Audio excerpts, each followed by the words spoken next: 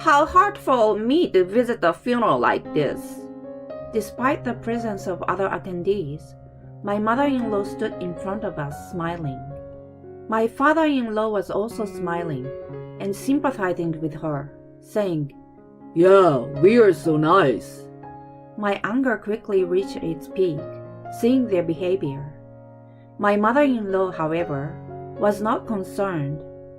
Your father is a mud-caked bottom feeder, and yet you gave him such a lavish funeral.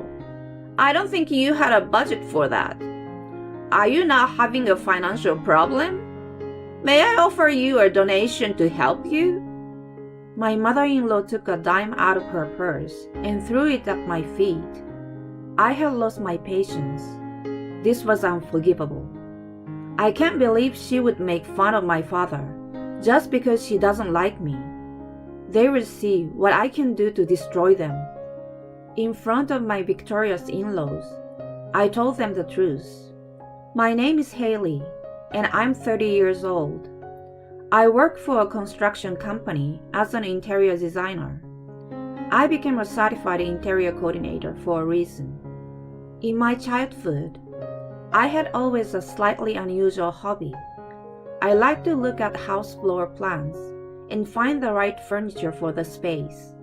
When I was given my own room, I asked my parents to arrange the curtains and carpets to my liking. I even asked my parents to buy me a stylish desk instead of a standard study desk. I was that strict about the space in my room. Looking back, I think it was my father's influence. The construction company I work for was originally started by my father. My father was a registered architect and well known in the industry. However, he was so busy that he could no longer spend time with his family and reduce his workload.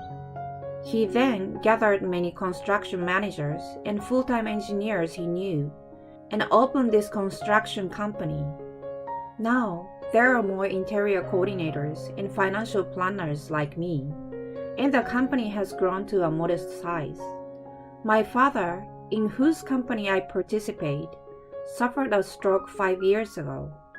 With that, he stepped down as head of the construction company and left it in the hands of another trusted architect who had been with him for many years. For a while, I wondered what would happen in my father's absence. But people whom my father had approved of were all excellent employees. I was proud to work in this company that my father had created. And a year ago, I got married. I met my husband Tom a few years ago when our company was contracted to design an office. Tom was the one who visited our company as the person in charge of the project. At first, we talked only about business, but as we had more meetings, we naturally grew closer. Eventually, he asked me for a relationship.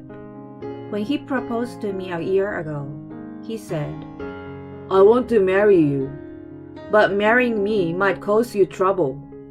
"Why?" "I've told you before that my parents are very strange. I mean, they don't have any common sense." "You mentioned it a little before." "I have minimum contact with them, and I'm not considering moving in with them at all, but I'm afraid that I might cause you some problems in the future." "Tom, I heard a little bit about my in-laws when we first started dating. My mother-in-law is a politician and is now a member of a county council. My father-in-law cannot go against such a strong wife and always listens only to what my mother-in-law says and is completely obedient to her. Furthermore, his parents abused Tom verbally when he failed to pass the entrance exam to one of the Ivy League. You are not our son when you are not capable to get into Ivy League. You are a disgrace. Get out of here." After hearing such words, Tom took the opportunity to go to a private university and moved into a dormitory. Because of his good grades in the entrance examinations, he was exempted from all tuition fees, and he covered all his rent and living expenses with a part-time job. While balancing his studies and part-time jobs, he was able to make it through his college life. Hearing such a story, I could not come up with any emotion other than respect. I heard that he had not seen his parents since then. But if he was going to get married, he should at least give them a report. He seemed to feel like that and was planning to go see them for the first time in several years. That's why he seems to have a hard time making up his mind. Tom was looking gloomy and depressed. Seeing him like that, I put on a big smile. Tom, I can handle it. No matter what kind of person your parents are, I would want to marry you. Are you sure? Of course. If there is some problem, I will consider how to get along with them. But they are the parents of someone I love. No matter who they are, I'd like to say hello to them at least once. Yeah, you're right. I know I shouldn't be running away anymore either. I don't think you are running away. But if you don't visit your parents now, I'm sure you will be left feeling bewildered. Thanks. I've finally made up my mind too. Thus, I accepted Tom's proposal, and we went to his parents' house to say our wedding greetings. The following week, we headed to Tom's parents' house. Of course, I was nervous, but Tom seemed even more so. I patted him gently on the back and rang the intercom. Then, as if she was waiting for us, the door opened vigorously, and a strong-willed-looking woman appeared. She was wearing a purple dress and a gold necklace. Her hair was curled, and she was wearing flashy red lipstick. Since she is a politician, she seems to have a thick core and with full of confidence. Long time no see, Mom. When Tom greeted her, his mother gave him a dubious look and started to talk with a big sigh.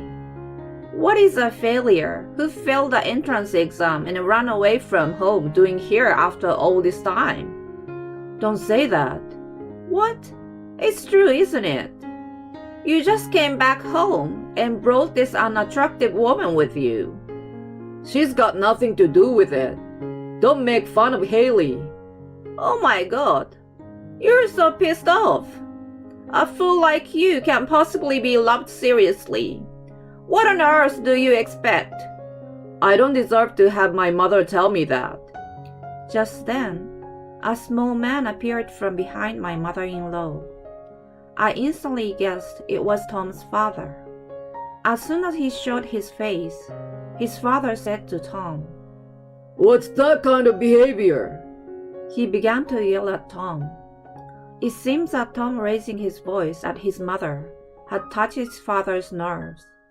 In order to see the tense atmosphere, I looked toward my mother-in-law. Nice to meet you. My name is Haley, and I'm dating Tom.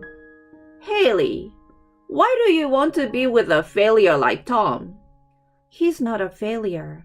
He takes his job very seriously, and... By the way, what do your parents do? Are they politicians like me? Or are they big shots somewhere? No, my father used to be in a construction business. He fell ill a few years ago and is now taking a rest. My mother is taking care of my father. Then my mother-in-law burst out laughing.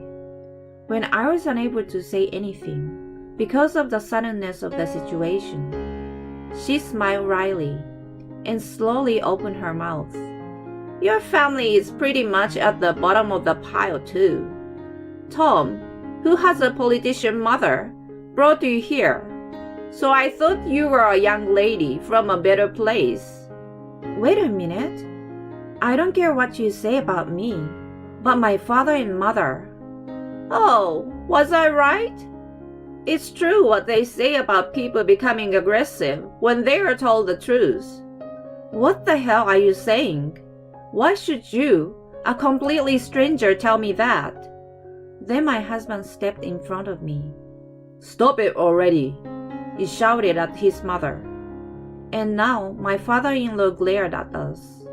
He alternately glared at me and Tom, then began to speak as if he were making fun of Tom. How can you behave like that towards your mother? Huh? How dare that stupid son, who left after disappointing your mother's expectations, come back here after all this time? Why are you like that too, Dad? Is that what you say to the son you haven't seen in a long time? Is rebellion the first thing you do when you come home? No, that's not it. The first thing you should do is return the favor to your mother and me who raised you. What? What do you mean by favor? Shut up. How much do you think we spend on you? Your mom paid for all your cram school fees and all your lessons. Are you screwed that up? Well, that's not the topic right now. If you're going to show up at our house, you better come prepared with the right kind of money. We don't want the lousy snacks you brought here today. Now, get the hell out of here. I don't care what happens to a piece of shit like you. My mother-in-law giggled at my father-in-law's words. Tom's face turned bright red, and his fists were shaking as if he was about to cry. At this rate, Tom would raise his hands to his parents. Thinking this, I stood between him and my in-laws and said to them, "We were thinking of getting married, so I came to say hello to you, but it doesn't seem necessary." At those words, my father-in-law glared at me. What the hell do you want? I said to my mother-in-law, who silently turned away from me. I can't believe you could behave like that toward your own son. What do you want to say? No, it's okay. I don't think we will see each other again, so you don't need to know that. How rude. You are indeed a woman chosen by a failure. Well then, goodbye. Tom still wanted to say something, but I pulled his hand and we left my parents-in-law. Soon after that, we registered and became husband and wife. A year has passed since then, and I have not seen my in-laws once. Tom and I were newlywed, living in an apartment about a 15-minute walk from my parents' house. Then one day, my father's condition suddenly changed and he passed away. I knew that he had suffered a stroke and was not expecting to recover. But when it came time to accept his death, I was not so easily convinced. Many people gathered at my father's funeral. Not only friends and business associates, but also people who had asked my father to design a house for them in the past. People who had willingly accepted to help him in remodeling the house. Many people wept as my father's death brought tears to their eyes, and I too felt a surge of sadness. I was greeting the attendees with my mother and Tom, but then a certain people appeared. Why are you here? It was my parents-in-law. My mother-in-law was dressed in a white suit, and my father-in-law was in denim and a hoodie, both dressed inappropriately for the occasion. The appearance of the two caused a commotion around us, and all eyes turned to my parents-in-law. While my mother and I were speechless, my husband asked my mother-in-law in a trembling voice, "What are you doing here?" "What's with the way you talk? I heard it from an acquaintance that you live around here and that your wife's father had just recently died." "So why are you here? For God's sake, stay out of Haley's family." "You really shouldn't be stupid. I came all the way over here, and you didn't even say thank me for that." My mother-in-law stood in front of me, and my mother smiling. "It's really hard for me to show up at the funeral like this. Hey, don't you think so? I believe your father was in construction or something, right? Judging from your simple face and poor appearance, I'd say he was a construction worker or something." "Why are you talking like this?" "Oh, was I right again? It's true that poor people tend to get angry so fast." My father-in-law was also smiling, and agreeing with her. My anger reached its peak seeing this. My mother burst into tears, and my husband's face turned bright red as he tried desperately to control his anger.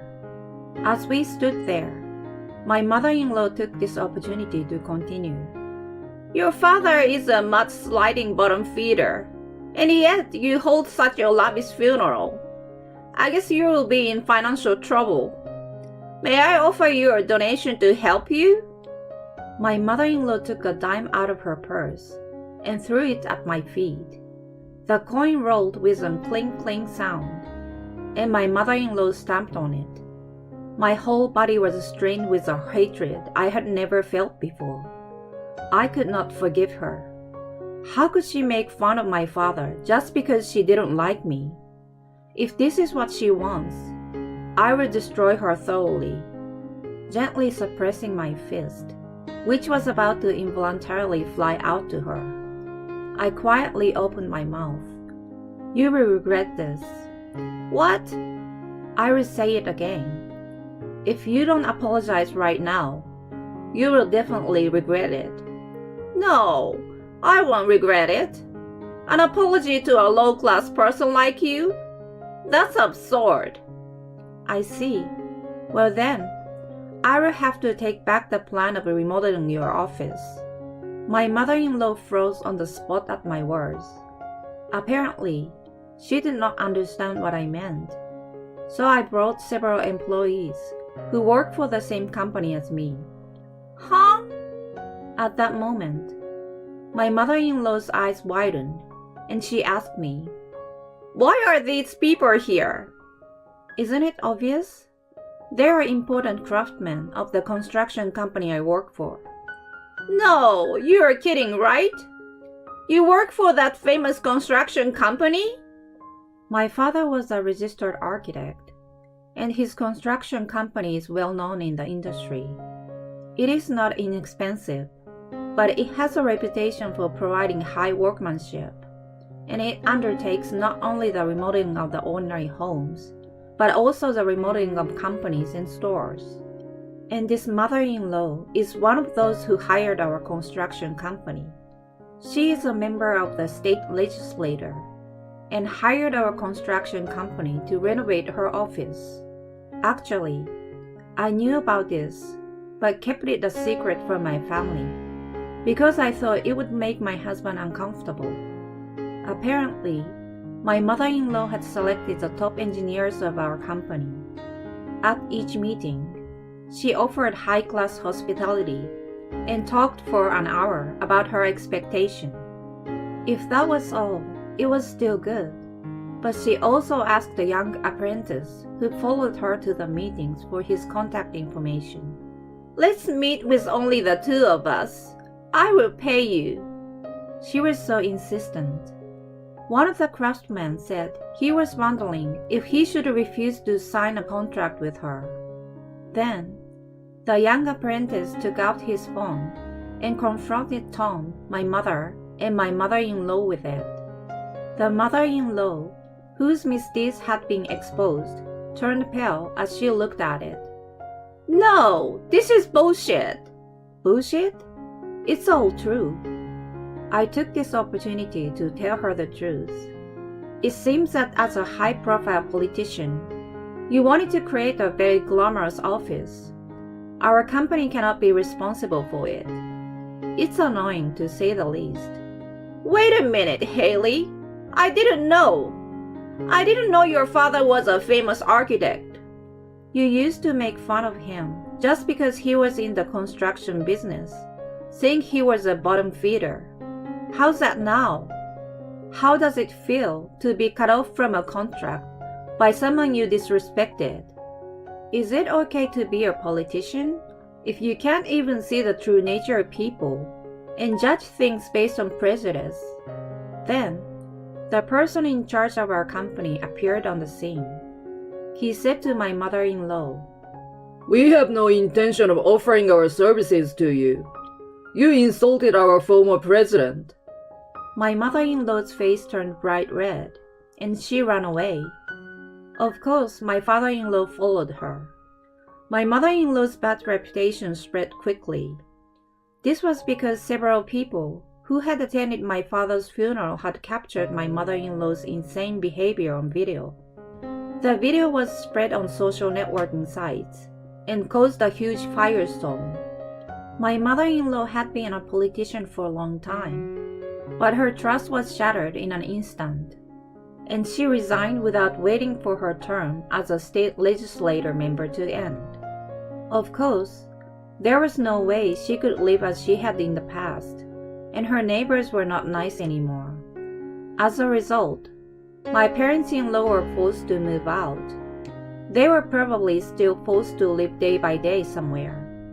I, on the other hand, have been freed from my parents-in-law's ties, and my stress-free life has returned. As for my husband, he was a little bit angry. Why didn't you tell me that my mom had a contract with your company? But in the end, we have nothing more to do with my parents-in-law, so it should be fine.